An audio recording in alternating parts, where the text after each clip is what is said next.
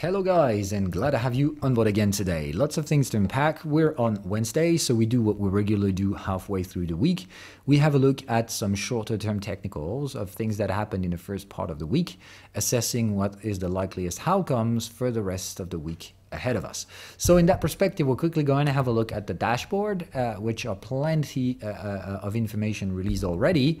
The major one is that we have a huge rebound in just a few days in the smart money sentiments in the general market. We finally have succeeded crossing over the 50 level, so we're still far off from being optimistic now. It's just that we've gone out of over pessimistic behavior in the market. Remember that my plan all along, starting early 2021, was when people get over fearing the market, might be an appropriate time to start looking at buying or buying yourselves out of cover trades and put options and stuff like that. When on the opposite end, the market goes over extremely optimistic, it is an appropriate time to lock on some gains, partial profit takings, or start to eventually look for cover trades and buying some puts against. That's the thing, okay? In terms of dumb money sentiments, it is basically the same old rollover stuff. People trade against the prices. So when whichever assets does one thing on a day, they do the opposite, pure and simply. So as the market recovers, they start to sell and so on. So retailers are just going against the market just like they always do. So for now, I would say we still don't have a clear path ahead. It's not a trending market. We're still trading with average prices, meaning that in here we have prices back at almost 50% of the recent amplitudes, just like the retailers are back at a neat 50-50 buy to sell pressure. So it's exactly what I think it is. We're back to some more average prices, and we'll see if there is kind of an asymmetric behavior that starts to show up, likely in the opposite direction that we previously come from. So we'll see if this is a net bearish rejection out of here or a net positive breakthrough here where trends could start to emerge. Remember that in the weekly perspective, we've stated that the weekly signal that we have now in the S&P 500 still suggests that we have likelihood of just potentially terminating the bear cycle we're in since the market top. So in that perspective, this would be consistent with a pullback, which should lead us in due course, and no one could anticipate that timing, back to all-time highs with, of course, some underlying subsets of waves. We're not just going to go straight line up, okay? So we're going to talk about that. In terms of crypto, well, this is the first time in a long period of painful sessions in which we were locked in an unmoving embrace between 20 and 25. We're finally picking up at 33, definitely not yet above 50, but I think could be the case. We'll see all about that. In terms of economic calendar, well, there is a lot to talk about. Yesterday we had Google and Microsoft. Tomorrow we're going to get Apple and Amazon. We're also going to get the ECB's monetary decision. The market is anticipating a 75 basis point rate hike. We're going to get lots of other data for the dollar, which I don't think are many interesting, but this one, boy, is going to be the big one. So core PCE inflation, you know that this is the inflation lead market metric for the Fed's decisions policy. So don't pay attention to the month over month, pay attention to quarterly over quarter and semester basis, as well as year over year. So we'll get those numbers, or at least I'll try to get them for you when they're published. So we'll see all about that. And of course, next week, the official Fed decision. Until then, if we have a look at the markets, we have clear, very interesting stuff. If we have a look at Ethereum, which has been the major mover yesterday, Ethereum has been breaking its moving average. And we've talked about that for a long time. It's just required a lot more patience than I initially thought. But remember back then, we've gone from bear to bull by immediately retracing to the moving average. And we said, that's the first sign of a devaluation pattern recovering. And then in that perspective, if I am right, everyone will be wrong, thinking that we'll get volatility to get to buy at a very cheap discounted price. Everyone will be wrong-footed, and we're going to have to buy on the opposite direction, meaning that they will have to buy at the 2,000 mark. They were so desperately gasping to get a $1,000 and below entry price, and they're going to have to buy at double that amount. That's what I always said. It is a risk. It is not the future. I don't know shit about the future. I just tell you things that I think people might be underestimating. And we've been so down, so bare, so whatever it is, on good assets, okay? Assets that have utility, reduction on supply, fundamental changes with the merge. So yeah, I think we're so far off the valuations of Ethereum, and I still see people trading prices and forgetting about how distorted the value is right now. So in that perspective, if I am right and if value takes over, then we're just going to get there, and those who were expecting to buy at 1,000 will have to buy at 2,000. It's not the end of the world. It's just they're willing to get more, and they will have a bit less than expected because, well, they were too greedy or too optimistic in terms of bearish price behavior. There are not that many sellers actually, and we'll see that through the supply on exchanges. They keep on being drained day after day. Bitcoin's price on supply on exchange is drawn down to 12%. This is critical, folks. Like I said, below 15%, there are some problems. That means any bit of demand will have excessive amount of impact on prices, and this will create even more volatility. So I think what happened yesterday is not yet that. It's going to come in the future. The problem with that supply being so shrinked in exchanges, when on the opposite direction we have huge open interests, which we've seen and talked about in the weekly update, but this is a topic for another day. I think what happened in the short term is no more than just Ethereum going out of this big mature range that has been built out of the moving average. Remember that when we have a look at the pattern, just give me a second to pull it out.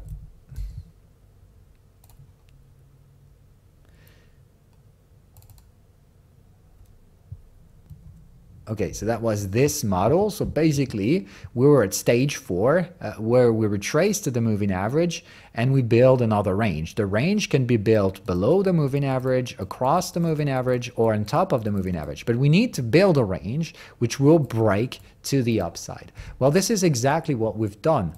We've built that range. We've built it below the moving average, or slightly across, but mostly below. The range is now mature. We're breaking out of this range, and we are going to go to stage 5, which is going to the volatility boundary, okay? We generally in here go to the Bollinger Band to create another range which has the same properties, which means we're going to get there, and this is a big speculative area. We can range below the Bollinger Bands, we can range across, and we can range above, but consider it as a very wide value area, okay? Remember that those devaluation patterns, they relate to distortions of value. So this is more about, I don't have a precise price to say we're going to get there and so on. I know that this is where the value will have to get and work, because this is where we're going to get supply balance and imbalances. So if I am right, and if we are now trading value on these assets more than just speculating on prices and short-term behaviors, for now, it's all it is. It could be just a liquidation phase, and we can definitely see this. There has been some liquidations. So if we've just liquidated the bears, we can do liquidation on the bulls and just keep on oscillating across the 2008 market top. Option number 2, I was fucking right. We're going to trade value more than just short-term gambles prices, and in that perspective, the next speculative area is around these prices. I would say a bottom at least 1700 and a moment in which we start to be a bit overbought at around 2100. So that means we're going to have to build some kind of a range closer to this Bollinger Band area. If I'm right, that's what's next. Okay, that also works around for Atom, which has done exactly the same with this pattern, but with just more maturity, meaning that it's gone to the moving average, it's built a range, it's gone to the Bollinger Band, it's been ranging below, and we have that mature range now. The range looks like that. And we are on the verge to break out of it. If we break out of it, then we're going to immediately go to the Bollinger Bands, which this time are going to be supported by a rising moving average and a rise in volatility, meaning that the price will have absolutely no problem to keep rising through that moving average until it liquidates the shorts and retraces to the median value, which are the final stages of that pattern. Remember, stage 6, oops, sorry about that. Stage 6 is basically as we continue, the moving average goes positive and the prices keep rising. Okay, people will say the market is too bullish, it will liquidate and so on. People will start to FOMO trade in, and stage 7 is just we basically flat out at the moving average over time, which is generally 50% retracement on the overall decline in prices. So for atoms and the like, that will be shifting prices ahead of a $20 to $22 mark. In a single straight line then, the volatility will be severely reduced and we'll maintain prices oscillating across the Bollinger Bands until we get there, where of course price will neutralize, and then we'll see. Either we go bearish or bullish in the end, but at least in here we're going to have to stabilize and wait for the moving average to catch up with prices. Okay? So that's exactly what I think is going to happen. Same old story. I think we're on the verge for a K-shaped recovery. I was just once again wrong with the timing, but I think we're going to get a distortion. Everyone could eventually start to rebound with the leaders, the Ethereums, Atoms, Links, Sols, and the like. So all the shit coins might eventually pump again with them, or at least retrace, because we're not talking about pumps for now, just retracements. But like I said, most of these coins have absolutely no intrinsic value. They're just speculative gambles with low liquidity and pumpers and dumpers. So they will dump again. And the thing is that some good and valuable assets will keep rising. So that K-shaped recovery, I think, is coming along the way. It's just, once again, I'm generally goddamn fucking right. But the thing is that I can't anticipate the timing perfectly. So I was wrong with the K-shaped recovery's timing over the course of this year, but I know it's coming along the way. It's just a matter of time. So don't think about the crypto market with a big C, like everything's going to go up or everything's going to go down, beginning of a bull market, or pursuing the bear market. Some assets are definitely in a bear market because they've never meant to have such valuations. Some assets have been destroyed with the rest of the market, and their value hasn't decreased. And these ones will first retrace to the value and likely will keep pushing afterwards when demand will ripple in. Of course, there's still the option in which we're going to go end of the world territory. We're going to destroy, we're going to die. And we've talked about that. This is a possibility. But this is also consistent with pullback behaviors. In pullbacks, people tend to think about bear market. This is generally why they succumb to these emotional behaviors. It's so nasty out there. It feels like there's just bad news after bad news and after bad news, so there can only be bad news ahead. The reality is that when bad news start to actually slow down and stop coming along the way, that doesn't mean we're going to get good news immediately afterwards. It just means we have less bad news. That's generally the sign that, well, the situation isn't deteriorating as expected, and that generally causes the market to bottom up. Though that's exactly what I think we're in a pullback, and in that perspective, the world is certainly not going to switch to shiny in just a couple of days. It's going to take months to recover, but the prices will always anticipate that. That's for the crypto markets. So don't think as a bulk crypto market with a big C. Some more of the assets in here have had irrational price actions last year, and they will never ever go back to all-time highs unless the good ones who have true intrinsic value and organic demand. Okay, this is not a crypto bubble full of shit. There are definitely some shitty projects in here, but don't put them all into this bag. Okay, then S&P 500. Lots of interesting things. We have the early stages of bottom informations. It's still a bit too early, in my personal opinion, to be very, very optimistic.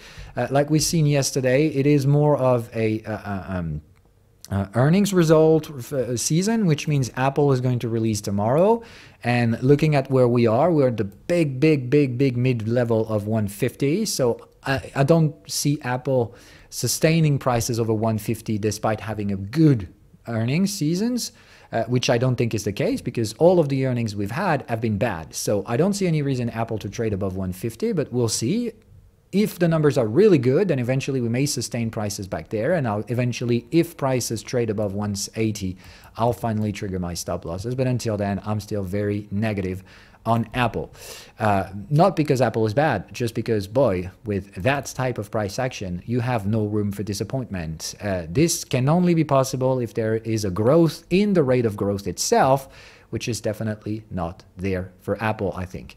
But the numbers will set the truth. Until then, all speculations are possible. I would agree with the bulls. They have some signals in here, the end of this cycle, the bullish momentum's on the weeklies. But like I said, this is not a trend. This is outrageous speculation and future forecasting. Bet has to be right, because if it's wrong, then oh boy, this isn't value. So I see some short-term potential support being built, but they are highly speculative and only can be sustained if there are growth in the growth itself, which I don't see coming for Apple. Next in line, we had Microsoft, which has been disappointing the market. If we look at it in a daily, we've been starting to consolidate. The consolidation range is more than mature. It already has 6 range boundaries, pretty much like the S&P 500. We're trading at lower Bollinger Bands. So to be honest, I think even if that doesn't look very good in terms of Microsoft revenues, it's still 14% decline, which is kind of worrisome. Then in that perspective, I don't see it being the end of the world. I think we could go back to the mean and then see whatever we have on the next earnings season. If the next earnings season is bad as well, then we're going to go right back to this Bollinger Band and start expanding the downside pressures.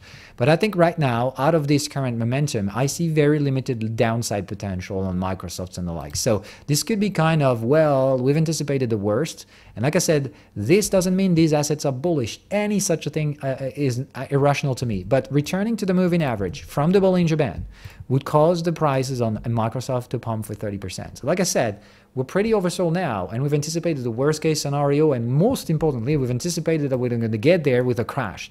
We're going to crash everything. We're going to destroy everything. We're going to go straight line up to down. Like I said, if that's not the case, if we have to build our way down, in taking the assumption that it might not necessarily be the end of the world, and we'd rather like to have a more rational approach, like not necessarily anticipating things to keep on deteriorating at a faster pace, but to say that we might deteriorate in the future, but it might take longer than people actually anticipated in the first stages. And that may cause some rebounds in prices. Certainly not going back all-time highs again for Microsoft and the like. Amazon's going to publish tomorrow as well with Apple, and in here the situation is much more dangerous. In the weekly chart, which is damn parabolic as well, so growth in the rate of growth is absolutely mandatory, but it's there for Amazon. There's been tremendous profitability on these company. But the thing is that we have yet another volatility boundary, which still lasts for a few months. And in that perspective, well, we're trading at the moving average. So in my personal opinion, two things can happen for Amazon. If it starts to disappoint on whichever profitable sector there is, like Amazon Web Services, for example, and stuff like that, we've seen problems with Google and YouTube, for example. So it could be a red flag for Amazon and Web Services, for example. But we'll see all about that. Amazon is a big tentacular kind of company, so much revenue sources. So we'll see all about that. Like I seen in here, same old story. The ranges are mature in the lower time frame. If we get a disappointment, we could have another leg down in here to trade at the trend channel. Look for the fib in here. That would be an extension to 95, and then I think could have some rebounds again to just test this resistant context. If this resistant context fails again, then we can have a lot of troubles and eventually head toward the lower Bollinger Bands in the future. I don't see any reasons to actually call for extreme bearishness now and thinking that we're going to lose 50% on Amazon in a straight line. That would require the numbers to be absolutely outrageously bad. Still can happen, but like I said, if you anticipate the worst, there's only one way it can work out. It has to be going worse all the time, which is a very dangerous bet at some point. Google, who's been disappointing on their earnings, same thing in here. I think there is limited but still some downside potential to go trade on that moving average and find that horizontal support below $90. So I see a probability in which within the next few sessions and weeks, Google could still keep on deteriorating after these bad YouTube revenues. But same old thing, I don't think this is the end of the world. There is no third range boundary on this context.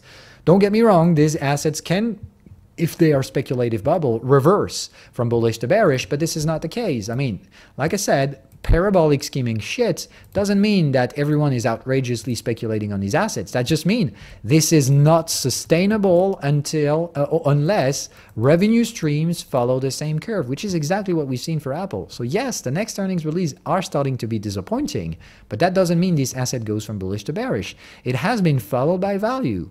This is not the same old shit as Apple. where Apple has multiplied the prices but not the revenues.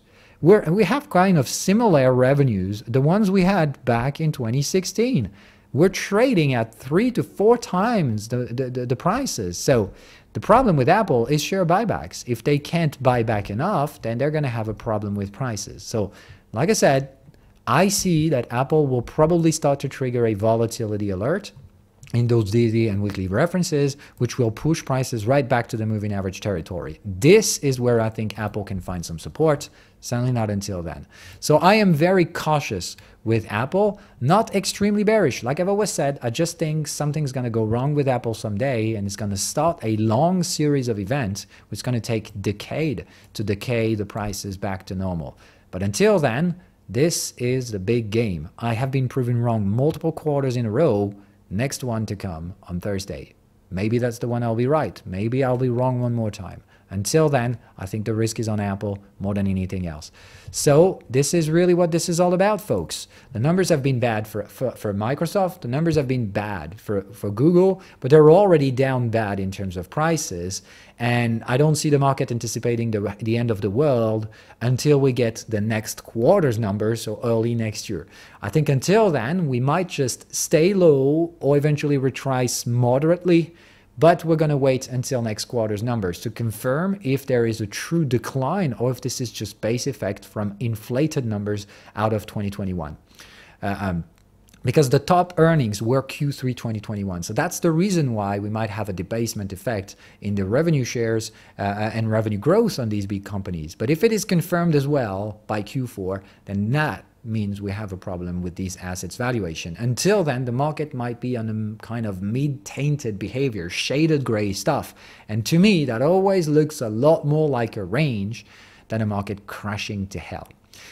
I don't see that for Apple because, like I said, Apple isn't nearly trading on average levels. It's trading at optimistic positive levels. So if there's anything going wrong with Apple, there's a serious drawdown to come. So like I said, huge problem with Apple valuation. I might be wrong in here and calling too much bearishness for a few years now, but I so know my shit. I generally am wrong. But I'm generally right, like really more than 90% of the time. But the thing is that preparing and anticipating timings perfectly can be complicated. But the thing is that, truth to prove it, most of the things and the shit that I say in these videos are right at more than 90% rate. It's just that you have to time them right as well. This is not an easy task. That means, how do you get the timing? When you get a good idea, what you want is to risk manage your entries, to time them the best possible way and allocate capital accordingly. I've been very patient on Apple, and I've been piling quite some bear trades now. So the thing is that if I'm right, I'm going to take a nice gain. But if I'm wrong, I'm not just going to take a loss now. I'm taking no loss. I'm safe on Apple. So if I'm wrong, I'm going to stop at break even. If I'm right, well, I might have been patient for a couple of years until I get the final timing. I don't know if this quarter is going to be the right run. All I'm saying is that all eyes are on Apple and followed by the PCE the day right after. But biggest volatile catalyst to me in the stock market is Apple now, and it's tomorrow. Until then, for the crypto market, volatility is more related to the valuable assets who've been destroyed, which I think has lots of room to recover back to their actual median value. Just going back to the status quo is where I think requires Ethereum to go right up to 2.2K, Bitcoin to go at least 25K. So it might take some time. Don't eventually think that we're going to get there by tomorrow and so on. There are lots of liquidations that can happen in the process. So it can be violent. We've got those volatility alerts, but that doesn't mean betting on volatility is the smartest choice now. It could be just a one-time liquidation event and we're back to the same old story of nothing happens week after week in those things. It's not bearish to me. It's not necessarily bullish. Like I said, the risk is to the upside, but that doesn't mean it necessarily will show up. Okay, so I would like not to be short now. I wouldn't like to be a short in those cryptos now because I would definitely scare the fuck out. But like I said, that doesn't mean the risk will immediately have to happen as well. So don't try to time the markets. Understand that value is what structures market prices over longer time frames, and you can't cheat with value for a long time. But that doesn't mean that it's going to happen in a day or so. It can take weeks to play its game. That's it for today. Bye, guys.